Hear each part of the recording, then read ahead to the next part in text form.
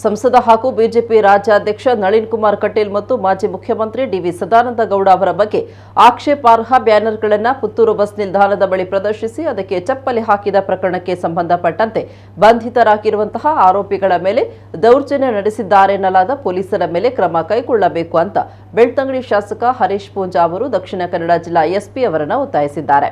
ಗಾಯಾಳು ಆರೋಪಿಗಳು ದಾಖಲಾಗಿರುವ ಪುತ್ತೂರಿನ ಆಸ್ಪತ್ರೆಗೆ ಶಾಸಕ ಹರೀಶ್ ಪೂಂಜಾ ಅವರು ಭೇಟಿ ನೀಡಿ ಅವರ ಆರೋಗ್ಯವನ್ನು ವಿಚಾರಿಸಿದ್ದಾರೆ.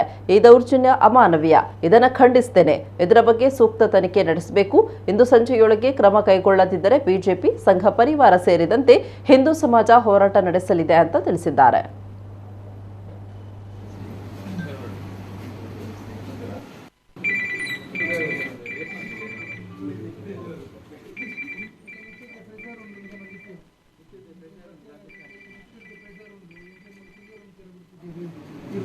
ಕಾಲ್ ಬರೋದು ನಿಮಗೆ ಮನಸ್ಸು ಸಮೇತ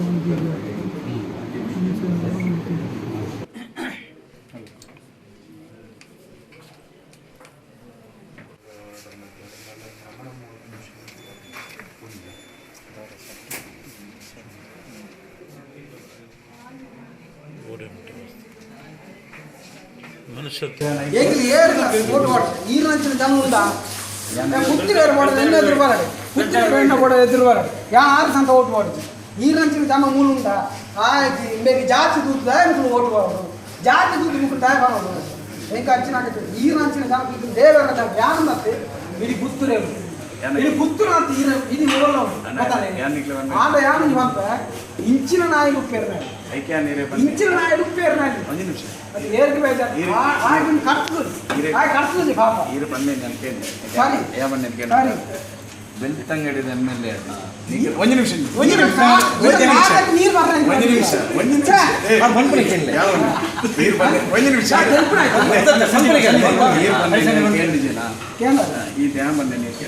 ಬೆಳ್ತಂಗಡಿ ಎಮ್ಎಲ್ಎ ಪುತ್ತೂರು ದಕ್ಕಲಿಗೆ ಎಮ್ಎಲ್ಎ ಇಜ್ಜಿನಲ್ಲ ಬೇಜಾರನ್ನು ಪೋಚಿ ಯಾನ್ ಎನ್ನಿಕಲ ಎಮ್ಎಲ್ಎ ಆರು ಬರ್ಪೇರು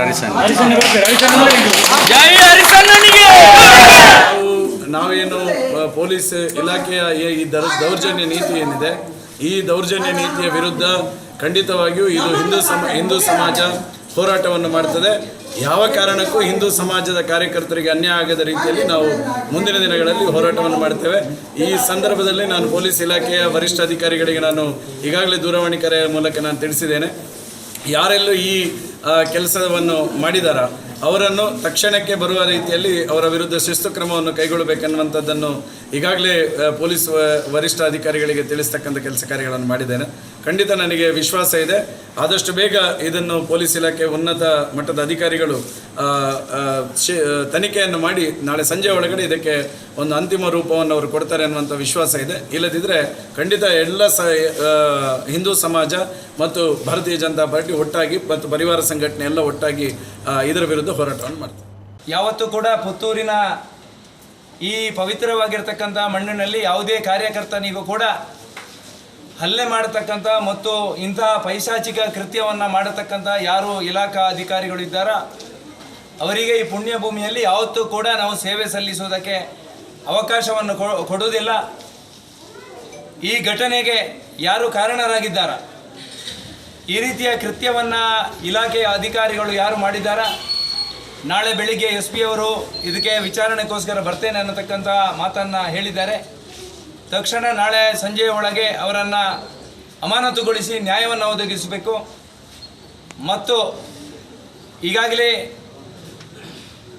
ಅವರ ಮೇಲೆ ಕೇಸು ದಾಖಲು ಮಾಡಬೇಕು ಅನ್ನತಕ್ಕಂಥ ಆಗ್ರಹದ ಜೊತೆಗೆ ಇವತ್ತು ಹಾಸ್ಪಿಟಲಿಂದ ಇಂಟಿಮೇಷನ್ ಕೂಡ ಇಲಾಖೆಗೆ ಕಳಿಸಿದ್ದೇವೆ. ಅವರ ಮೇಲೆ ಕೇಸು ದಾಖಲಾಗಬೇಕು ಮತ್ತು ಮಾನವ ಹಕ್ಕು ಆಯೋಗಕ್ಕೂ ಕೂಡ ಈ ರೀತಿಯ ಇವರ ದುರ್ನಡತೆಯ ವಿರುದ್ಧ ಮಾನವ ಆಯೋಗಕ್ಕೂ ಕೂಡ ನಾವು ದೂರನ್ನು ದಾಖಲಿಸಲಿಕ್ಕಿದ್ದೇವೆ. ಮುಂದಿನ ದಿವಸದಲ್ಲಿ ಕ್ಷೇತ್ರದಲ್ಲಿ ಇಂತಹ ಘಟನೆಗಳು ಆಗಬಾರದು. ಇವತ್ತು ಸರ್ಕಾರ ಬದಲಾದಂಥ ನಂತರದ ದಿವಸಗಳಲ್ಲಿ 7-8 ಘಟನೆಗಳನ್ನು ನಾವು ಈ ಕ್ಷೇತ್ರದಲ್ಲಿ ಕಂಡಿದ್ದೇವೆ.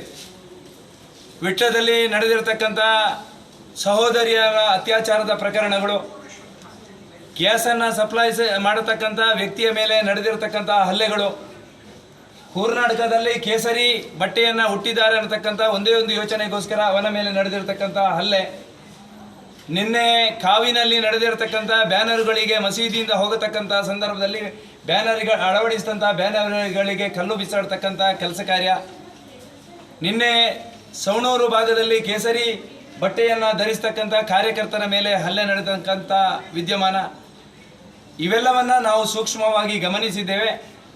ಅನಿವಾರ್ಯವಾದರೆ ಮತ್ತೆ ಸಂಘರ್ಷಕ್ಕೂ ಈ ರೀತಿಯ ಘಟನೆಗಳು ನಡೆದರೆ ಆ ಸಂಘರ್ಷಕ್ಕೂ ಕೂಡ ನಾವು ಸಿದ್ಧರಿದ್ದೇವೆ ಅನ್ನತಕ್ಕಂಥ ವಿಚಾರವನ್ನು ಸ್ಪಷ್ಟತೆಯನ್ನು ಈ ಸಂದರ್ಭದಲ್ಲಿ ಉಲ್ಲೇಖ ಮಾಡ್ತಾ, ಮುಂದಿನ ಯಾವುದೇ ಘಟನೆಗಳು ಅಹಿತಕರ ಘಟನೆಗಳು ಈ ಕ್ಷೇತ್ರದಲ್ಲಿ ನಡೆದರೆ ಶಾಂತಿ ಸುವ್ಯವಸ್ಥೆಯನ್ನು ಕಾಪಾಡತಕ್ಕಂಥ ಇಲಾಖೆಗಳೇ ಕಾರಣವಾಗ್ತದೆ ಅಂತಕ್ಕಂಥ ಎಚ್ಚರಿಕೆಯನ್ನು ಕೂಡ ಈ ಸಂದರ್ಭದಲ್ಲಿ ಉಲ್ಲೇಖ ಮಾಡ್ತಾ, ಯಾವತ್ತೂ ಕೂಡ ನಾವು ಹಿಂದೂ ಸಮಾಜದ ಜೊತೆಗೆ ಇದ್ದೇವೆ.